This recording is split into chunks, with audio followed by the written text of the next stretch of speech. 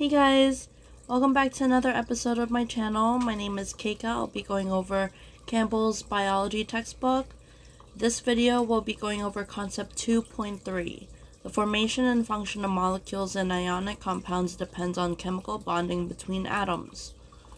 Okay? So let's get started. Now that we have looked at the structure of atoms, we can move up the hierarchy of organization and see how atoms combine to form molecules and ionic compounds. Atoms with incomplete valence shells can interact with certain other atoms in such a way that each partner atom completes its valence shell. The atoms either share or transfer valence electrons. These interactions usually result in atoms staying close together, held by attractions called chemical bonds. The strongest kinds of chemical bonds are covalent bonds in molecules and ionic bonds in dry ionic compounds. Ionic bonds in aqueous or water-based solutions are weak interactions, as we will see later. Oops. So here I wrote how atoms combine to form molecules and ionic compounds. Atoms with incomplete valence shells interact with certain other atoms that each partner atom completes its valence shell through sharing or transfer of valence electrons. Interactions result in atoms being bound together via chemical bonds. Strongest kinds of bonds are covalent bonds in molecules and ionic bonds in dry ionic compounds.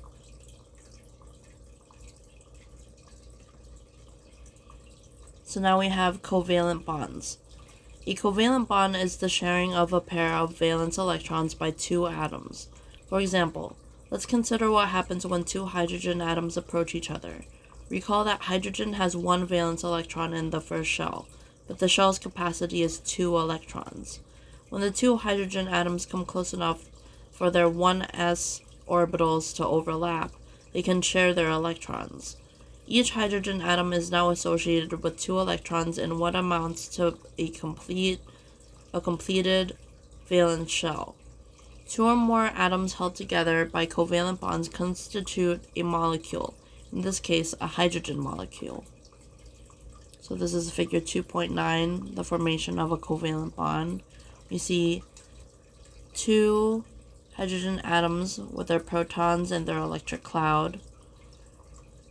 They approach each other, and then right here becomes a bond, a covalent bond, forming the H2 molecule. Okay.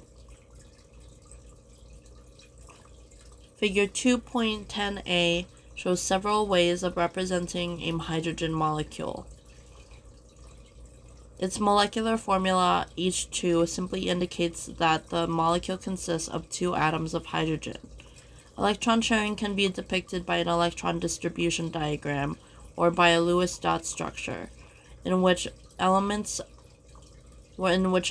symbols are surrounded by dots that represent the valence electrons, H versus H. We can also use the structural formula, H-H, where the line represents a single bond, a pair of shared electrons. A space-filling model comes closest to representing the actual shape of the molecule.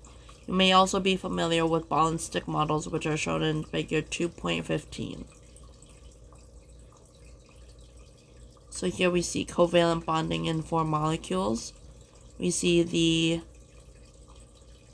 electron distribution diagram, which is the simplified version. You also see the Lewis dot structure and structural formula. You see both of them here with the dots and with the bonds, signifying what kind of bonds there are. And here we have the space-filling model, which shows us the full space in which the electrons move around. Okay. Oxygen has 6 electrons in its second electron shell, and therefore needs 2 more electrons to complete its valence shell. Two oxygen atoms form a molecule by sharing two pairs of valence electrons. The atoms are thus joined by what is called a double bond. Each atom that can share valence electrons has a bonding capacity corresponding to the number of covalent bonds the atom can form. When the bonds form, they give the atom a full complement of electrons in the valence shell. The bonding capacity of oxygen, for example, is 2. This bonding capacity is called the atom's valence, and usually equals the number of electrons required to complete the atom's outermost valence shell. See if you can determine the valences of hydrogen, oxygen, nitrogen, and carbon by studying the electron distribution diagrams in figure 2.7. So we'll just go to 2.7 real quick.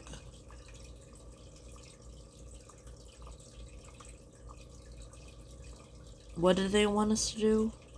You know what? It's just... You can see that the valence of hydrogen is 1, oxygen 2, nitrogen 3, and carbon 4.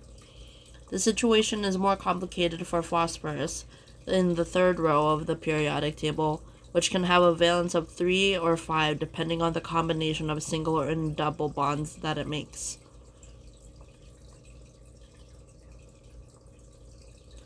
The molecules H2 and O2 are pure elements rather than compounds, because a compound is a combination of two or more different elements.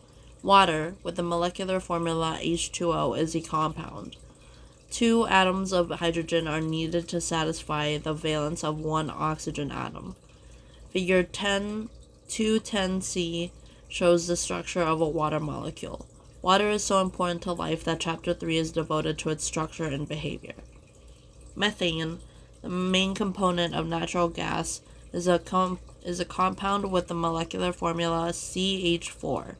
It takes up to 4 hydrogen atoms, each with a valence of 1, to complete the valence shell of a carbon atom, with its valence of 4.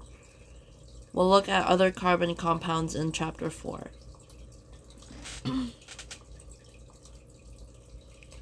Atoms in a molecule attract shared bonding electrons to varying degrees, depending on the element.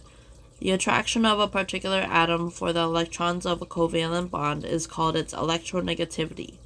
The more electronegative an atom is, the more strongly it pulls the shared electrons towards itself. In a covalent bond between 2 atoms of the same element, the electrons are shared equally because the 2 atoms have the same electronegativity. The tug-of-war is at a standoff. Such a bond is called a nonpolar covalent bond. For example, the single bond of H2 is nonpolar, as is the double bond of O2. However, when the atom is bonded to a more electronegative atom, the electrons of the bond are not shared equally. This type of bond is called a polar covalent bond. Such bonds vary in their polarity depending on the relative electronegativity of the 2 atoms. For example, the bond between the oxygen and hydrogen atoms of the water molecule are quite polar.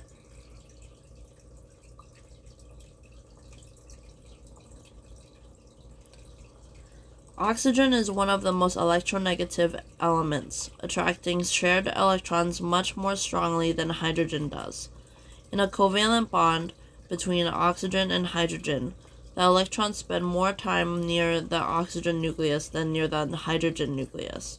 Because electrons have a negative charge and are pulled towards oxygen in a water molecule, the oxygen has partial negative charges, and the hydrogen atoms have partial positive charges. In contrast, the individual bonds of methane, CH4, are much less polar because the electronegativities of carbon and hydrogen are quite similar. Okay, so for covalent bonds, I wrote the sharing of a pair of valence electrons by 2 atoms. 2 or more atoms held together by covalent bonds constitute a molecule. Molecular formula. H2 indicates there are 2 hydrogen molecules. Electron sharing can be depicted by an electron distribution diagram or Lewis dot structure. Structural formula. H-H indicates a single bond of shared electrons represented by a line. Space-filling model / ball and stick models represents the actual shape of the molecule. Two oxygen atoms form a molecule by sharing two pairs of valence electrons, thus resulting in a double bond. For each atom, the number of valence electrons it can share corresponds with the number of covalent bonds the atom can form. When bonds are formed, there is a complement of electrons in the valence shell.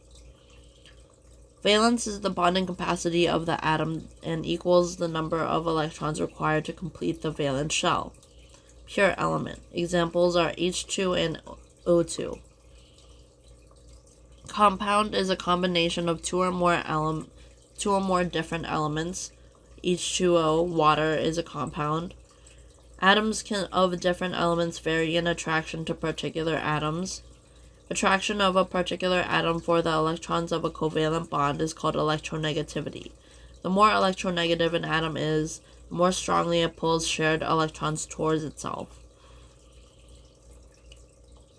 Nonpolar covalent bond is when electrons are shared equally due to the same electronegativity.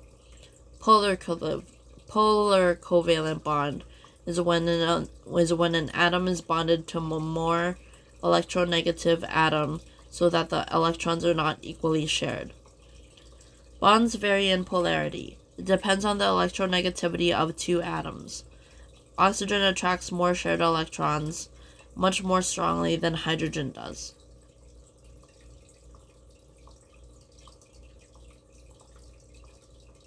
And moving on to ionic bonds.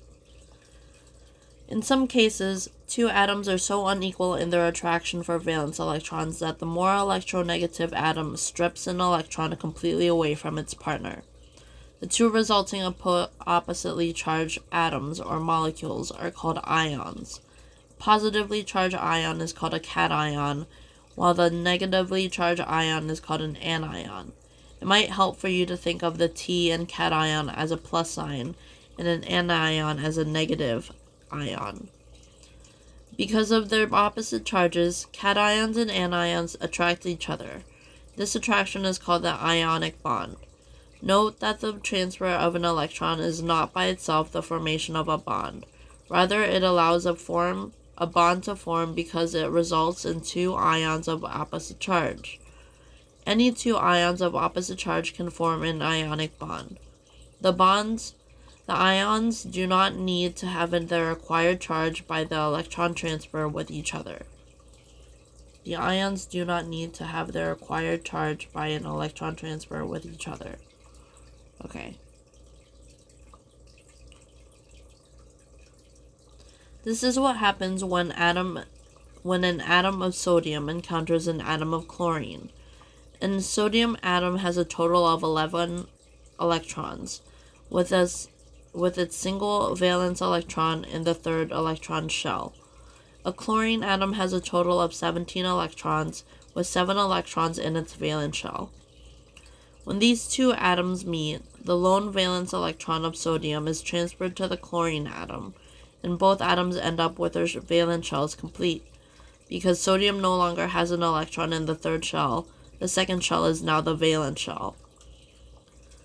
The electron transfer between the two atoms moves 1 unit of negative charge from sodium to chlorine. Sodium, now with 11 protons but only 10 electrons, has a net electrical charge of +1.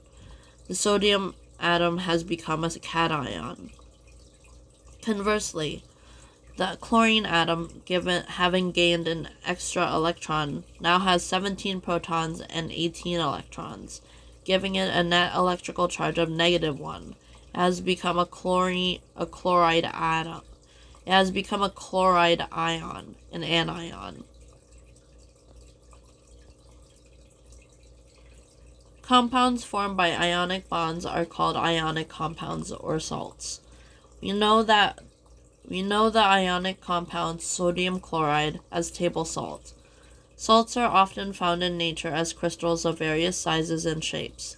Each salt crystal is an aggregate of vast numbers of cations and anions bonded by their chemical attraction and arranged in a three-dimensional lattice. Unlike a covalent compound, which consists of molecules having a definite size and number of atoms, an ionic compound does not consist of molecules. The formula for an ionic compound such as NaCl indicates only the ratio of elements in a crystal of salt. NaCl by itself is not a molecule.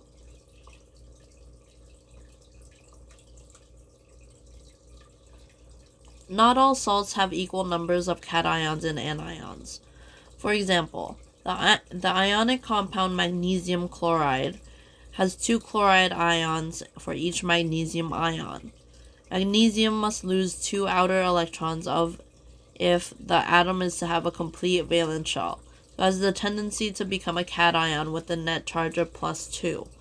One magnesium cation can therefore form ionic bonds with 2 chloride ions. The term ion also applies to entire molecules that are electrically charged. In the salt ammonium chloride, NH4Cl, for example, the anion is a single chloride ion, but the cation is ammonium, a nitrogen atom covalently bonded with 4 hydrogen atoms. The whole ammonium ion has an electrical charge of +1 because it has given up 1 electron and thus is 1 electron short. Environment affects the strength of ionic bonds. In dry salt crystal, the bonds are so strong that it takes a hammer and chisel to break enough of them to crack the crystal in two. If the same salt crystal is dissolved in water, however, the ionic bonds are much weaker because each ion is partially shielded by its interactions with water molecules. Most drugs are manufactured as salts because they are quite stable when dry, but come apart easily in water. Concept 3.2, you will learn how water dissolves salts.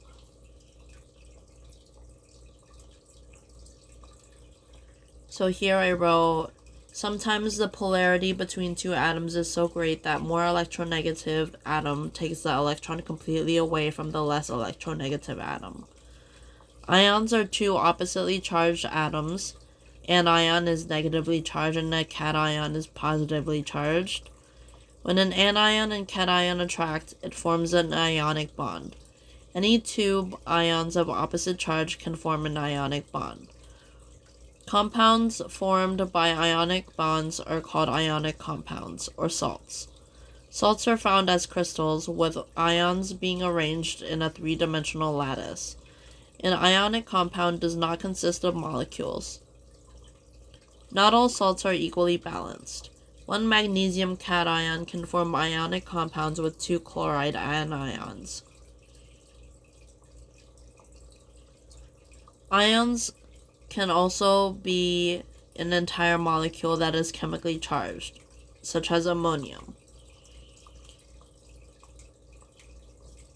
An environment affects the strength of ionic bonds. Dry salt crystals have strong bonds. The same salt crystal in water will have weaker bonds because each ion is partially shielded by its interactions with water molecules. Most drugs are salt.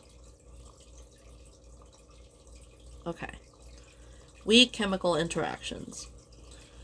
In organisms, most of the strongest chemical bonds are covalent bonds, which link atoms to form a cell's molecules, while weaker interactions within and between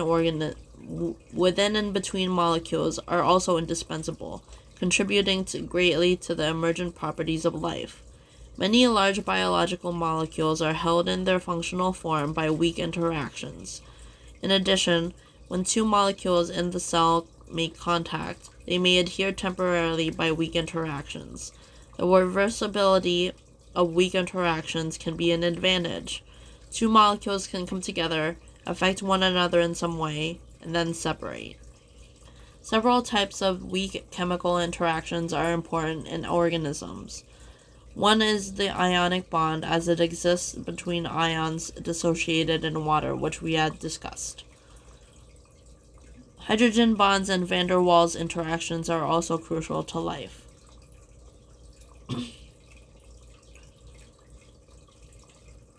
Okay, so the reversibility of weak interactions can be an advantage.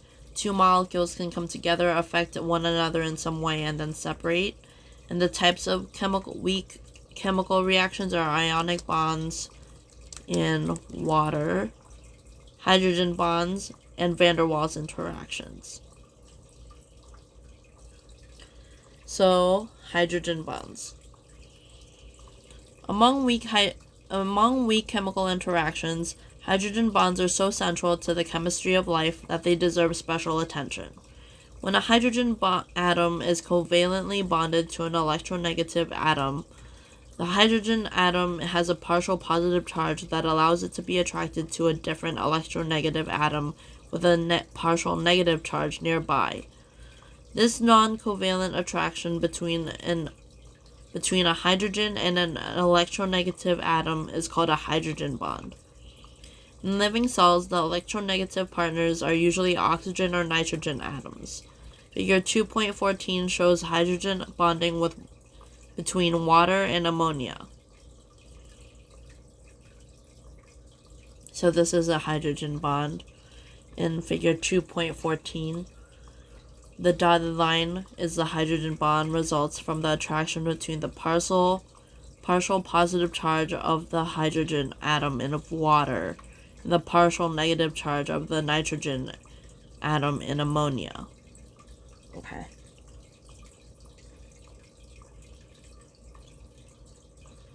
So for hydrogen bonds, I wrote, when a hydrogen atom is covalently bonded to an electronegative atom, the hydrogen atom has a partial charge that allows it to be attracted to different electronegative atoms with a partial negative charge.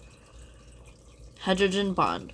Non-covalent attraction between hydrogen and an electronegative atom.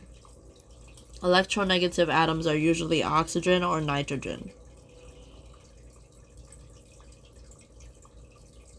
Okay. Van der Waals interactions. Even a molecule with nonpolar covalent bonds may have positively or negatively charged regions. Electrons are not always evenly distributed at any instance. They may accumulate by chance in one part of the molecule or another. The results are ever-changing regions of positive and negative charge that enable all atoms and molecules to stick to one another. These van der Waals interactions are individually weak and occurs only when atoms and molecules are very close together. When many such interactions occur simultaneously, however, they can be powerful. Van der Waals interactions allow a gecko lizard, shown here, to walk straight up a wall. The anatomy of a gecko's foot, including the toes, with hundreds and thousands of tiny hairs, each with multiple projections, maximizes surface contact with the wall. The van der Waals interactions between the foot molecules and the molecules of the wall surface are so numerous that despite their individual weakness, together they can support the gecko's body weight. Van der Waals interactions, hydrogen bonds, ionic bonds in water, and other weak interactions may form not only between molecules but also parts of large molecules, such as proteins or nucleic acids. The cumulative effect of weak interactions is to reinforce three-dimensional shape of the molecule. You will learn more about the very important biological roles of weak interactions in Figure 518 and 524. Okay, so for van der Waals interactions, I wrote, even a molecule with nonpolar covalent bonds, equally shared electrons, may have positively or negatively charged regions. When electrons are not equally distributed, the electrons may accumulate in one part of a molecule over another. Results are regions of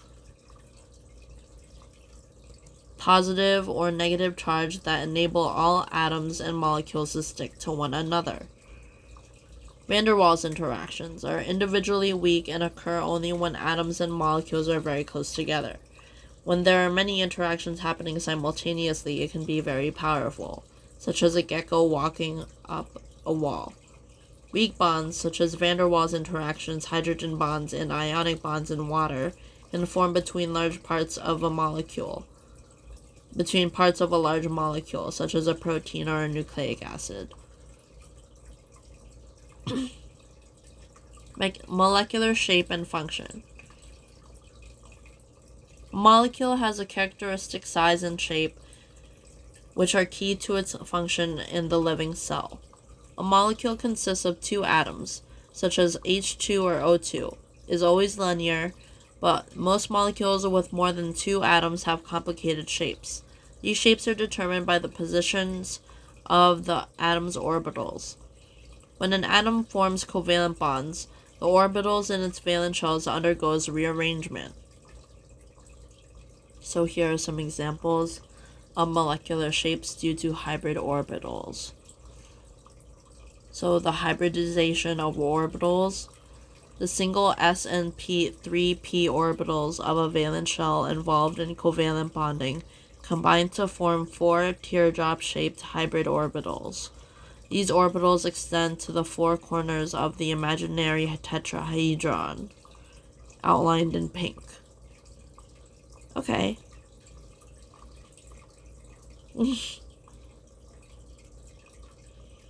Okay. For atoms with valence electrons in both s and p orbitals, the single s and 3p orbitals form four new hybrid orbitals shaped like identical teardrops extending from the region of the atomic nucleus, as shown as in figure 215a. If we connect the larger ends of the teardrops with lines, we have the outline of a geometric shape called a tetrahedron, a pyramid with a triangular base. For water molecules, H2O, two of the hybrid orbitals in the oxygen's valence shells are shared with hydrogens. The other two hybrid orbitals are occupied by lone unbonded pairs of electrons. The result is a molecule shaped roughly like a V, with two covalent bonds at an angle of 104.5 degrees. The methane molecule, CH4, has the shape of a completed tetrahedron, because all four hybrid orbitals of the carbon atom are shared with the hydrogen atoms. The carbon nucleus is at the center, with its four covalent bonds radiating to hydrogen nuclei at the corners of the tetrahedron. Larger molecules containing multiple carbon atoms, including many of the molecules that make up living matter, have more complex overall shapes. However, the tetrahedral shape of a carbon atom bonded to four other atoms is often repeating motif within such molecules. Molecular shape is crucial. It depends how biological molecules recognize and respond to one another with specificity. Biological molecules often bind temporarily to each other by forming weak interactions, but only if their shapes are complementary. Consider the effects of opiates. Drugs such as morphine and heroin derived from opium. Opiates relieve pain and alter mood by weakly binding to specific receptor molecules on the surfaces of brain cells. Why would brain cells carry receptors for opiates, compounds that are not endogenous, made by the body? In 1975, this question was answered by the discovery of endorphins, an endogenous morphine. Endorphins are signaling molecules made by the pituitary gland that bind to the receptors, relieving pain and producing euphoria during times of stress, such as intense exercise. Opiates have shapes similar to endorphins and can bind to endorphin receptors in the brain. That is why opiates and endorphins have similar effects. The role of molecular shape in brain chemistry illustrates how biological organization leads to a match between structure and function, one of biology's unifying themes. Okay. So molecular shape and function. Shapes of a molecule are determined by the position of the atom's orbitals. When an atom forms covalent bonds, the orbitals in its valence shell undergo rearrangement. Large molecules containing multiple carbon atoms have more complex overall shapes. Molecular shapes determine how biological molecules recognize and respond to one another with specificity. Biological molecules often bind temporarily only if their shapes are complementary. An example: opiates have a shape similar to endorphins and can bind to endorphin receptors in the brain, thus resulting in similar effects. Okay, you guys, we did Chapter 2, Concept 2.3. Next section, we'll be going over Concept 2.4, Chemical reactions make and break chemical bonds. Okay? So, good luck with your studies, and I'll see you guys next time.